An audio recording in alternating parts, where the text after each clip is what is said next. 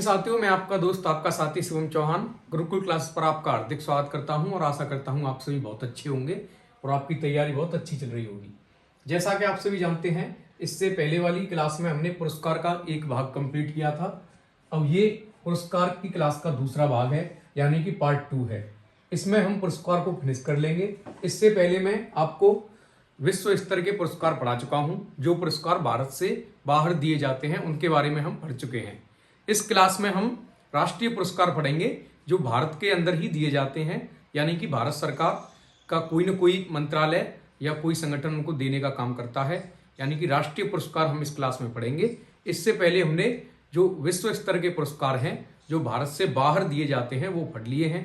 आज हम राष्ट्रीय पुरस्कार पढ़ेंगे और जो ज़्यादातर क्वेश्चन बनते हैं वो राष्ट्रीय पुरस्कारों से ही बनते हैं। तो आप इस क्लास को महत्व दें और अंत तक क्लास के साथ जुड़े रहें। तो जैसा कि आप देख रहे हैं, राष्ट्रीय पुरस्कार क्या है? राष्ट्रीय पुरस्कार। तो राष्ट्रीय पुरस्कार हम पढ़ने वाले हैं। राष्ट्रीय पुरस्कार में सबसे पहले यदि कोई पुरस्कार आता है तो उसका नाम है भारत रत्न। कौन सा है? भारत रत्न। आपने कई बार भारत रत्न के बारे में सुना भी होगा। भारत रत्न देश का सर्वोच्च नागरिक सम्मान है। यह खेल, साहित्य, कला और बड़े अवसर पर जनसेवा में उत्कृष्ट कार्य के लिए दिया जाता है। तो भारत रत्न जो है दोस्तों, वो खेल, साहित्य, कला और किसी बड़े अवसर पर जनसेवा के उत्कृष्ट प्रदर्शन के लिए दिया जाता है। जैसे कि कोई बड़ा अवसर देश में आया और उस अवसर पर आपने जनसेवा की, बहुत अच्छी जनसेवा की, उत्कृष्ट प्रदर्शन किया, तो उसके लिए भी आपको भारत रत्न दिया जा सकता है। या फिर आपने खेल में या साहित्य में या कला में कोई उच्च स्तरीय कार्य किया है, प्रदर्शन किया है, तो आपको भारत रत्न दिया जा सकता है। तो भारत रत्न किस क्षेत्र में दिया जाता है? तो खेल, साहित्य, कला और किसी बड़े अवसर पर जनसेवा में उत्कृष्ट प्रदर्शन। ये कोई भी अवसर हो सकता है साथियों। कोई आपदा हो सकती है या कोई शुभ घड़ी हो सकती है, कोई महोत्सव भी हो सकता है, कोई युद्ध में कोई वो घटना हो सकती है जिसमें आप जनसेवा उत्कृष्ट तरीके से करें, अपना योगदान दें, उसके माध्यम से भी आपको भारत रत्न मिल सकता है। या फिर खेल, साहित्य या कला के संबंध में आप कोई उच्च स्तरीय कार्य करें तो आपको भारत रत्न मिल सकता है। दोस्तों, जो इसकी शुरुआत हुई तो इसकी शुरुआत 1954 में हुई। कब हुई? 1954 में हुई। इसकी शुरुआत कब हुई? 1954 में। कभी नहीं भूलना है, भारत रत्न की शुरुआत कब हुई? 1954 में हुई। और जो भारत रत्न है ये भारत देश का सर्वोच्च नागरिक सम्मान है। यदि भारत में कोई सर्वोच्च सम्मान है तो वो कौन सा है? भारत रत्न है दोस्तों।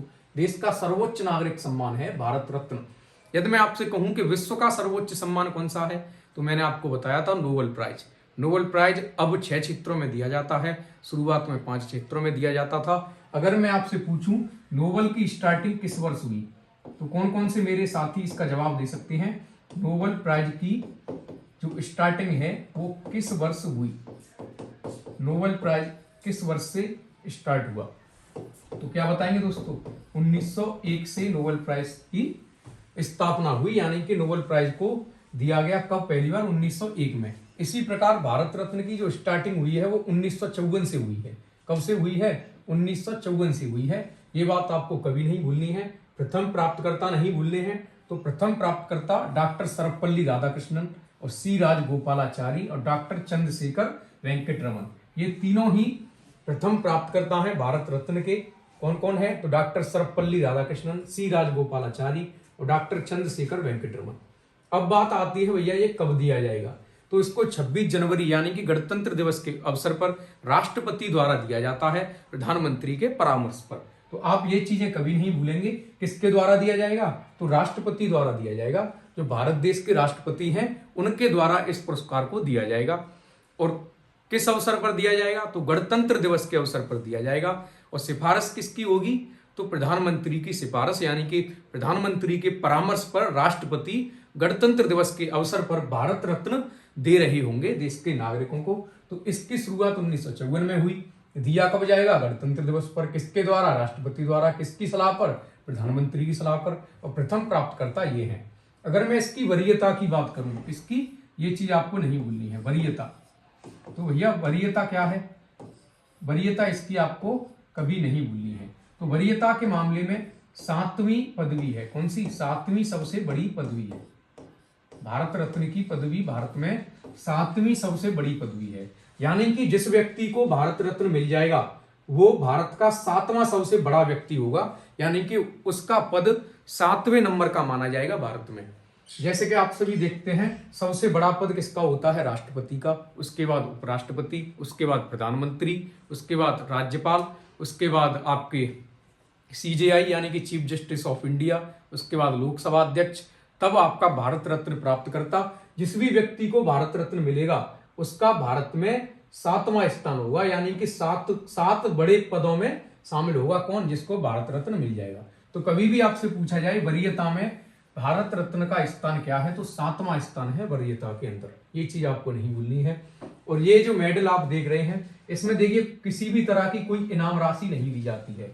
भारत रत्न में किसी भी तरह की कोई इनाम राशि नहीं दी जाएगी। ये एक सम्मान होता है, एक प्रमाण पत्र आपको मिलेगा और इस तरीके का एक मेडल आपको मिलेगा, जो आप देख सकते हैं भारत रत्न।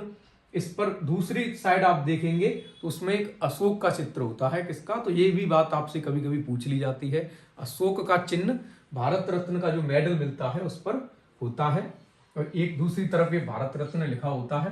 तो इस तरीके से आप देख सकते हैं। और इसमें कोई भी किसी भी तरह की इनाम राशि नहीं दी जाएगी। वरीयता होती है, पदवी मिलती है, 7वीं सबसे बड़ी पदवी है भारत की, भारत रत्न प्राप्तकर्ता को मिलेगी। तो ये आशा करता हूं ये सभी चीज आपको अच्छे से याद हुई होंगी और आप हमेशा इन्हें ध्यान रखेंगे, कभी ना भूलें इन चीजों को। आगे चलते हैं। नेक्स्ट है पद्म पुरस्कार। और भारत रत्न के बाद आते हैं पद्म पुरस्कार। कौन से पुरस्कार? तो पद्म पुरस्कार पढ़ने हैं भैया आपको। कौन से? पद्म पुरस्कार। इनकी शुरुआत 1954 में हुई। कब हुई? 1954 में। जब भारत रत्न की शुरुआत हुई तभी इनकी भी साथ ही शुरुआत हुई 1954 में। ये 3 प्रकार के होते हैं। कौन कौन से होते हैं? तो भैया पहला होता है पद्म विभूषण। कौन सा होता है? पद्म विभूषण। अब मैंने अभी आपको बताया कि भारत रत्न भारत का सर्वोच्च सम्मान है, यानी कि सर्वोच्च नागरिक सम्मान है। भारत रत्न भारत का सर्वोच्च नागरिक सम्मान है। तो ये भारत का दूसरा सबसे बड़ा सम्मान है। दूसरा सबसे बड़ा, दूसरा यानी कि दूसरा सर्वोच्च सम्मान, दूसरा सर्वोच्च सम्मान। पहला कौन सा है भैया? तो पहला है भारत रत्न। दूसरा सर्वोच्च सम्मान है पद्म विभूषण। दूसरा कौन सा है? पद्म विभूषण। भारत का दूसरा सर्वोच्च नागरिक सम्मान है, ये यहां पर लिखा हुआ है, ये आप देख सकते हैं। पद्म विभूषण भारत का दूसरा सर्वोच्च नागरिक सम्मान। पद्म भूषण भारत का तीसरा सर्वोच्च नागरिक सम्मान। और पद्म श्री भारत का चौथा सर्वोच्च नागरिक सम्मान। तो 4 शीर्ष सम्मान आपको याद रखने हैं। सबसे पहला भारत रत्न, दूसरा पद्म विभूषण, तीसरा पद्म भूषण और चौथा पद्म श्री। ये चारों शीर्ष सम्मान है, भारत के सर्वोच्च सम्मान है। पहला भारत रत्न हो गया, दूसरा पद्म विभूषण, तीसरा हुआ पद्म भूषण और चौथा हुआ आपका पद्म श्री। कौन से सम्मान है? तो सर्वोच्च सम्मान है। पद्म पुरस्कार की शुरुआत पूछी जाए तो 1954 में हुई। और इससे पदवी की बात करें तो कोई पदवी नहीं मिलती है। जिस व्यक्ति को पद्म पुरस्कार दिए जाएंगे, यानी कि जिस व्यक्ति को पद्म पुरस्कार दिया जाएगा उसे कोई भी पदवी नहीं मिलेगी। जैसे कि आप भारत रत्न में देख रहे थे, भारत रत्न प्राप्तकर्ता को वरीयता के मामले में 7वीं बड़ी पदवी मिलती है भारत के अंदर, यानी कि जिस व्यक्ति को भारत रत्न मिलेगा वो 7वां सबसे बड़ा व्यक्ति होगा भारत का। लेकिन जिसको पद्म पुरस्कार मिलेंगे, पद्म भूषण, पद्म विभूषण, पद्म श्री, इनमें से कोई मिलता है तो उसको कोई पदवी नहीं मिलेगी। एक प्रमाण पत्र और एक आपको सम्मान मिलेगा, कोई पदवी नहीं मिलेगी। और कोई भी इनाम राशि भी इसके अंदर नहीं होती है। पद्म पुरस्कारों में कोई इनाम राशि नहीं होती है। इंपोर्टेंट बात ये है कि कब शुरुआत हुई और क्रम इनका। दूसरा सर्वोच्च सम्मान है भारत का, ये तीसरा है, ये चौथा। ये चीजें आपको याद रखनी है। और अगर आप ये सोच रहे हैं कि पहला पद्म विभूषण किसको मिला, पद्म भूषण किसको मिला, पद्म श्री किसको मिला, ये चीजें क्यों नहीं बताई गई हैं, तो ये भैया परीक्षाओं में कम पूछी जाती हैं। उसका रीजन ये है कि ये एक साथ एक व्यक्ति को नहीं मिलते हैं, कई कई व्यक्तियों को एक साथ दिए जाते हैं। ऐसा भी हो सकता है कि 20-20 व्यक्ति को एक साथ पद्मश्री मिल जाए। तो ऐसे क्वेश्चन एग्जाम में कम बनते हैं, इस वजह से इतना इम्पोर्टेंट नहीं होता है कि पहली बार किसको दिया गया। वो चीजें आप बड़े सम्मान जैसे भारत रत्न है, अदर जो विश्व स्तरीय सम्मान थे उनकी याद रख सकते हैं। यह है दादा साहेब फाल्के पुरस्कार। कौन सा है? दादा साहेब फाल्के पुरस्कार। दादा साहेब फाल्के पुरस्कार, दादा साहेब फाल्के जो कि भारतीय सिनेमा के जनक थे, उनकी याद में ये सम्मान दिया जाता है। भारतीय सिनेमा जगत का सबसे बड़ा सम्मान है। भारतीय सिनेमा जगत का सबसे बड़ा सम्मान है। कौन सा? दादा साहेब फाल्के पुरस्कार। अगर मैं आपसे कहूं ये भारतीय सिनेमा जगत का सबसे बड़ा सम्मान, तो बताइए विश्व में सिनेमा जगत का सबसे बड़ा सम्मान कौन सा है? तो आप क्या कहेंगे? ऑस्कर है। अगर मैं आपसे पूछूं ऑस्कर की शुरुआत कब हुई तो क्या बताओगे? तो ऑस्कर की शुरुआत आपको बतानी है 1929 ईस्वी से। 1929 ईस्वी से ऑस्कर जो पुरस्कार है वो दिए जाते हैं। और दादा साहेब फाल्के पुरस्कार इसकी शुरुआत 1969 में हुई। कब हुई? 1969।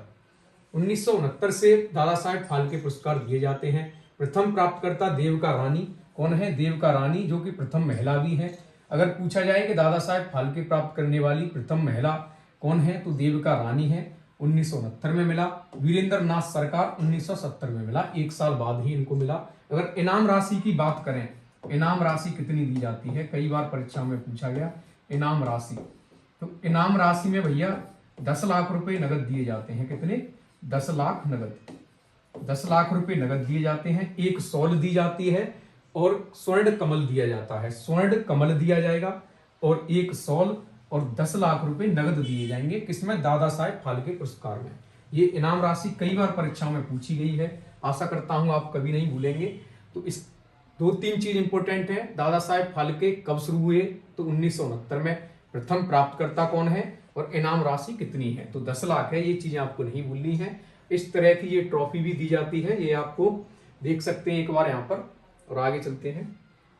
ज्ञानपीठ पुरस्कार कौन से हैं? ज्ञानपीठ पुरस्कार। ज्ञानपीठ पुरस्कार साहित्य के क्षेत्र में दिया जाता है। कब दिया जाता है? साहित्य के क्षेत्र में दिया जाता है। तो इसकी शुरुआत कब हुई? 1965 में शुरुआत हुई है। ज्ञानपीठ पुरस्कार की शुरुआत 1965 में हुई। प्रथम प्राप्तकर्ता कौन थे? तो जी शंकर कुरूप थे। कौन से? जी शंकर कुरूप। मलयालम भाषा के लिए, मलयालम भाषा के लिए मिला हुआ है इन्हें।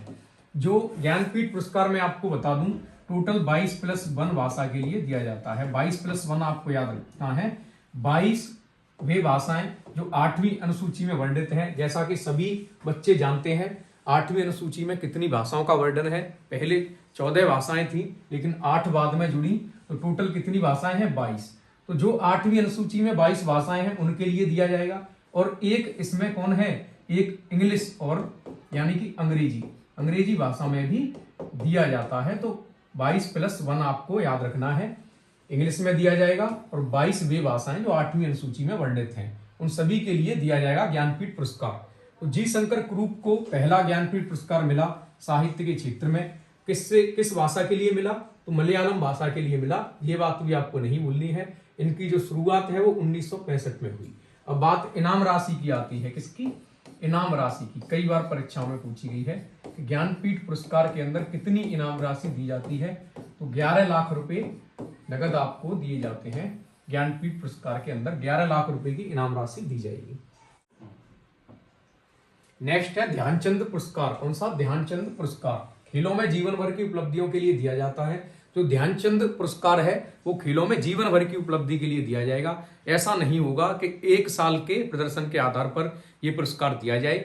जीवन भर की जो उपलब्धियां हैं वो आपकी देखी जाएंगी, उसके बाद डिसाइड किया जाएगा कि ध्यानचंद पुरस्कार आपको मिलना है या नहीं मिलना है। तो ये चीज याद रखनी है, खेलों में जीवन भर की उपलब्धियों के लिए दिया जाता है ध्यानचंद पुरस्कार। इसकी जो शुरुआत है वो 2002 में हुई। शुरुआत कब हुई? 2002 में हुई। शुरुआत 2002 में हुई है ध्यानचंद पुरस्कार की। प्रथम प्राप्तकर्ता साहूराज। कौन है? साहूराज, जो मुक्केबाजी से संबंधित है। किससे? मुक्केबाजी से संबंधित है। अशोक दीवान है, हॉकी से संबंधित। अपर्णा घोष है, जो बास्केटबॉल से संबंधित हैं, यानी कि बास्केटबॉल की खिलाड़ी हैं। अशोक दीवान हॉकी के खिलाड़ी हैं और साहूराज मुक्केबाजी के खिलाड़ी हैं। ध्यानचंद पुरस्कार। और इसके बाद देखिए ध्यानचंद पुरस्कार अलग होता है और मेजर ध्यानचंद खेल रत्न पुरस्कार ये अलग होता है। इसका नाम पहले राजीव गांधी खेल रत्न पुरस्कार था। कौन सा? राजीव गांधी खेल रत्न पुरस्कार। इसका नाम बदलकर अब मेजर ध्यानचंद खेल रत्न पुरस्कार रख दिया गया है। और मेजर ध्यानचंद खेल रत्न पुरस्कार भारत का सबसे बड़ा खेल पुरस्कार है। भारत में सबसे बड़ा खेल पुरस्कार कौन सा है? तो मेजर ध्यानचंद खेल रत्न पुरस्कार ही सबसे बड़ा खेल पुरस्कार है भारत का। इसकी जो शुरुआत है वो 1991 में हुई थी। 1991 से ये पुरस्कार दिया जा रहा है। प्रथम प्राप्तकर्ता विश्वनाथ आनंद शतरंज के खिलाड़ी हैं और प्रथम महिला कंडम मल्लेश्वरी, जो कि भारोत्तोलन की खिलाड़ी है। किसकी? भारोत्तोलन यानी कि वेट लिफ्टिंग की खिलाड़ी है। भार उत्तोलन से संबंधित हैं। कौन? कर्णम मल्लेश्वरी। और विश्वनाथ आनंद शतरंज से संबंधित हैं। 1991 में इनको क्या मिला था? तो मेजर ध्यानचंद खेल रत्न पुरस्कार दिया गया था। इसकी इनाम राशि की बात करें तो 25 लाख रुपए दिए जाते हैं। कितने? 25 लाख रुपए। मेजर ध्यानचंद खेल रत्न पुरस्कार की इनाम राशि पूछी जाए तो 25 लाख रुपए दिए जाते हैं। स्टार्टिंग 1991 से हुई है। प्रथम प्राप्तकर्ता विश्वनाथ आनंद शतरंज से संबंधित हैं। प्रथम महिला कर्णम मल्लेश्वरी भारोत्तोलन से संबंधित हैं। आशा करता हूं ये चीज आपको क्लियर हुई होगी। आगे चलते हैं। द्रोणाचार्य पुरस्कार। द्रोणाचार्य पुरस्कार खेल में कोच व्यक्तिगत को उत्कृष्ट कोचिंग के लिए दिया जाता है। जो द्रोणाचार्य पुरस्कार है वो खिलाड़ियों को नहीं दिया जाएगा, बल्कि कोच को दिया जाएगा, जो खिलाड़ियों को ट्रेनिंग कराते हैं, यानी कि जो खेल सिखाते हैं उनको दिया जाएगा। और ये याद रखना, व्यक्तिगत तौर पर जो जैसे कुश्ती होती है तो कुश्ती में एक ही तो प्लेयर लड़ता है, यानी कि व्यक्तिगत एक गेम है, तो व्यक्तिगत जो कोच होते हैं उन्हीं को दिया जाएगा। ये इस तरीके की द्रोणाचार्य पुरस्कार की ये कंसेप्ट है। ये उन्हीं को मिलता है जो व्यक्तिगत कोच होते हैं। जैसे कि आप देख सकते हैं प्रथम प्राप्तकर्ता में भालाचंद भास्कर भागवत कुश्ती। ये किसके कोच थे? तो कुश्ती के कोच थे। तो कुश्ती कैसा है? एक व्यक्तिगत गेम होता है, व्यक्तिगत खेल होता है। ओम प्रकाश भारद्वाज मुक्केबाजी और OM नामबिगार एथलेटिक्स, इन्हें एथलेटिक्स किससे संबंधित थे? ये कोच हैं। ये तीनों ही क्या है? कोच हैं। और ये द्रोणाचार्य पुरस्कार कोच को ही दिया जाता है जो व्यक्तिगत खेल से जुड़े होते हैं। शुरुआत 1985 से हुई है। कब से हुई है? 1985 से हुई है। इतना इंपॉर्टेंट नहीं है, बस आपको ये याद रखना है कि किसको दिया जाता है। तो द्रोणाचार्य पुरस्कार किसको दिया जाएगा? कोच को दिया जाएगा भैया। किसको? प्रशिक्षक को दिया जाएगा, प्रशिक्षक। अर्जुन पुरस्कार आगे है। अर्जुन पुरस्कार, अर्जुन पुरस्कार खिलाड़ियों को दिया जाने वाला पुरस्कार है। उत्कृष्ट प्रदर्शन के लिए दिया जाता है। अर्जुन पुरस्कार भी किससे संबंधित है? तो खेल से संबंधित है। इसकी शुरुआत 1961 में हुई है। रामानुजन पुरस्कार, अब अर्जुन पुरस्कार में ये ट्रॉफी दी जाती है, आप देख सकते हैं ये है। और इनाम राशि की बात करें तो 2020 तक आपको याद रखना है, 2020 तक 5 लाख रुपए दिए जाते थे। कितने? 5 लाख। 2020 के बाद ये राशि बढ़ाकर 15 लाख रुपए कर दी गई है। कितनी? 15 लाख रुपए कर दी गई है। 15 लाख। अब अर्जुन पुरस्कार जिन्हें मिलेगा उन्हें 15 लाख रुपए की इनाम राशि मिलेगी। और 2020 तक ये राशि 5 लाख थी। इस तरह की ट्रॉफी मिलती है, आप ये देख सकते हैं। और ये जो इधर साइड है ये द्रोणाचार्य पुरस्कार है। जब द्रोणाचार्य पुरस्कार मिलेगा तो इस तरह की ट्रॉफी आपको मिलेगी। रामानुजन पुरस्कार, रामानुजन पुरस्कार उन युवा गणितज्ञों को दिया जाता है जिनकी उम्र 32 वर्ष से कम होती है। यानी कि युवा गणितज्ञ भारत के, उनको रामानुजन पुरस्कार दिया जाएगा। शर्त यह है कि उनकी उम्र 32 वर्ष से कम होनी चाहिए। रामानुजन के बारे में आप सभी जानते ही होंगे। रामानुजन एक ऐसे व्यक्ति थे जो कभी इन्होंने शिक्षा प्राप्त नहीं की, कभी स्कूल नहीं गए, कभी कॉलेज नहीं गए, और 3500 थ्योरम मैथ पर लिख दी थी। 3500 प्रमेय लिख चुके हैं और उनमें से 2700 प्रमेय इनकी प्रमाणित हो चुकी हैं। 2700 प्रमेय, रामानुजन की 2700 प्रमेय अब तक प्रमाणित हो चुकी हैं। और बाकी भी जो गणितज्ञ हैं उन पर रिसर्च कर रहे हैं और इन पर जो एनालिसिस है वो लगातार अभी चल रहा है। 2700 प्रमेय इनकी वेरीफाई हो चुकी हैं। और कभी ये स्कूल नहीं गए, कभी कॉलेज नहीं गए, कभी कहीं से शिक्षा ग्रहण नहीं की। क्या माना जाता है? तो कोई देवी शक्ति मानी जाती है। देवी शक्ति प्राप्त हुई, उसके बाद इन्हें गणित के क्षेत्र में इतना ज्ञान हुआ। उसी के आधार पर इन्हीं की ही याद में युवाओं को जिनकी उम्र 32 वर्ष से कम होती है उनको रामानुजन पुरस्कार दिया जाता है। इसकी जो शुरुआत है वो 2005 से हुई है। कब हुई है? 2005 से हुई है। 2005 से इनकी शुरुआत हुई है। तो ये आज के राष्ट्रीय पुरस्कार थे। आशा करता हूं आपको सभी चीजें समझ में आई हुई हैं, अच्छी तरह से क्लियर हुई होंगी। अगर ऐसा हुआ है तो वीडियो को ज़्यादा से ज़्यादा शेयर करें और चैनल को सब्सक्राइब करें। जय हिंद।